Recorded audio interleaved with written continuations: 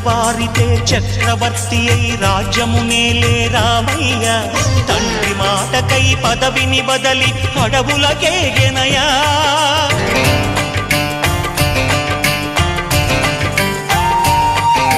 మహిలో జనులను కావగ వచ్చిన మహావిష్ణు అవతారమయ్య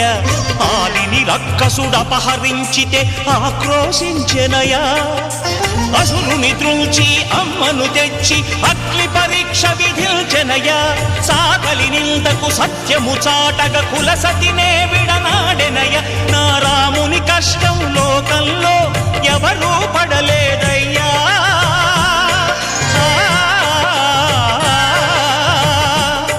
నా రాముని కష్టం లోకంలో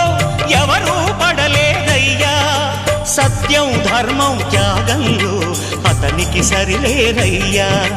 కరుణా హృదయుడు శరణను వారికి